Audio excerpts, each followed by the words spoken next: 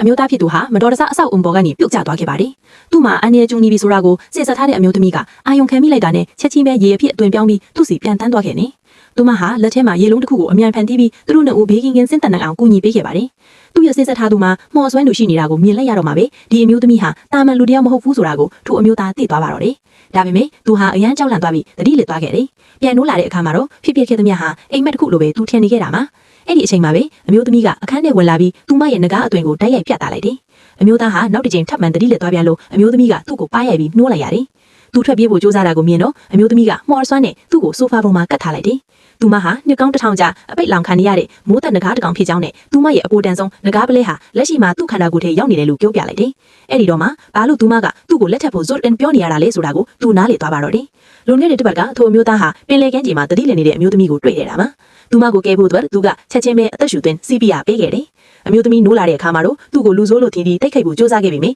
သူမရဲ့မော်ဆွမ်းတီသုံးလို့မရတော့တာကိုသိသွားပါတယ်။အမျိုးသားရဲ့ရင်ဘက်ထဲမှာရောင်ကျူတွေလင်းလန့်နေတာကိုမြင်လိုက်ရတော့မှသူမရဲ့ငကားပလဲဟာသူ့ခန္ဓာကိုယ်ထဲစုပ်ယူခြင်းခံလိုက်ဖျားပြီးဆိုတာသိသွားခဲ့တာပါ။သူမဟာသူ့နောက်ကိုချက်ချင်းလိုက်ပြီးအတင်းအကျပ်နမ်းခဲ့ပါတယ်။ဒါပေမဲ့သူမဟာအစွမ်းနှဲငယ်ပဲပြန်ရခဲ့ပြီးငကားပလဲကတော့အမျိုးသားရဲ့ကိုယ်ထဲမှာပဲကြန့်ရှိနေစေပါ။ပလဲကိုပြန်ရဖို့တော့သူမကထိုအမျိုးသားကိုနာကျင်အောင်လုပ်ဖို့ပြင်ပေမဲ့သူမရဲ့လက်အောက်ငယ်လေးကောင်လေးကတားဆီးခဲ့ပါတယ်။အကယ်၍ငကားပလဲကိုအတင်းအကျပ်ထုတ်ယူလိုက်မယ်ဆိုရင်သူမရဲ့မော်ဆွမ်းနေအကြီးကျယ်ပျက်စီးသွားလိမ့်မယ်လို့ကောင်လေးကသတိပေးခဲ့ပါတယ်။ပြီးတော့သူမကိုလက်စွပ်တကွင်းပေးခဲ့တယ်။အဲ့ဒီလက်စွပ်ဟာအမျိုးသားကိုတစ်ချိန်တန်းတိုင်းရလာတဲ့မော်ဆွမ်းနေကိုတုံလုံးပေးထားမှဖြစ်ပါတယ်။ဒါအပြင်ကောင်လေးကထိုအမျိုးသားကိုတခြားလူတွေနဲ့ဝေးဝေးမှထားဖို့သတိပေးခဲ့တယ်။ဘာလို့လဲဆိုတော့သူကတခြားတစ်ယောက်ကိုနမ်းမိသွားရင်ငကားပလဲဟာတခြားသူစီကူးပြောင်းသွားနိုင်လို့ပါပဲ။အဲ့ဒီအချိန်ကစပြီးသူမဟာအမျိုးသားနောက်ကိုနေ့တိုင်းလိုက်ပါတော့တယ်။နောက်ဆုံးမှာတော့အမျိုးသားရဲ့မိဘတွေကသူမကိုချစ်သူလို့တော့ထင်သွားကြပါတယ်။သူတို့ကိုကူညီပေးဖို့တော့ကောင်လေးကသူဟာထိုအမျိုးသားနဲ့အမျိုးသမီးတို့ရဲ့တားဖြစ်ပါတယ်ဆိုပြီးလိန်ညာပြုတ်ဆိုခဲ့တယ်။အမျိုးသားအံ့ဩသွားတာကတော့သူ့ရဲ့မိဘတွေဟာဒီကောင်လေးကိုသူ့ရင်သွဲလို့တကယ်ယုံကြည်သွားတာပါ။သူ့အမေကသူ့ကိုတာဝန်မရှိဆိုပြီးချက်ချင်းဆူပို့သွားခဲ့တယ်။ပြီးတော့ဒီအမျိုးသမီးဟာ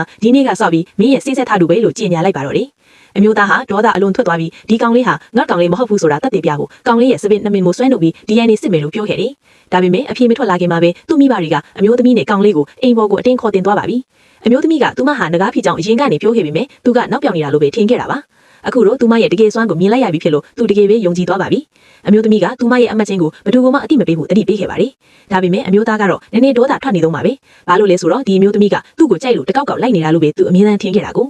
အမျိုးသားစိတ်သက်သာရစေဖို့အတွက်သူမကသူ့ကိုကူညီပြီးကယ်ဆားချိပေးဖို့ဆုံးဖြတ်လိုက်တယ်။တကယ်တမ်းအမျိုးသားဟာသူ့ရဲ့ရန်သူကြောင့်အဆောက်အုံပေါ်ကနေထွန်းချသွားခဲ့တာပါ။အဲ့ဒီအချိန်မှာသူ့ရန်သူဟာတခြားနိုင်ငံကိုထွက်ပြေးဖို့ပြင်ဆင်နေခဲ့ပါတယ်။ကောင်လေးကမော်ဆွမ်းသုံးပြီးရန်သူကားကိုတားလိုက်တယ်။ရန်သူကားပေါ်ကဆင်းလာတဲ့အခါမှာတော့ကောင်လေးဟာအေယာဝတီပင်လယ်လေးတစ်ကြီးပြီးအသွင်ပြောင်းလိုက်တယ်။ရန်သူဟာကြောက်လန့်တော်လို့ထိုနေရာမှာတင်တတိလက်သွားခဲ့ပါတယ်။နောက်တစ်စက္ကန့်မှာတော့ကောင်လေးကထိုရန်သူကိုခွေးတစ်ကောင်ပြီးပြောင်းလဲပစ်လိုက်တယ်။ဒီမြင်ကွင်းကိုမြင်လိုက်တဲ့အမျိုးသားဟာအကြီးကျယ်တုန်လှုပ်သွားခဲ့ပါတယ်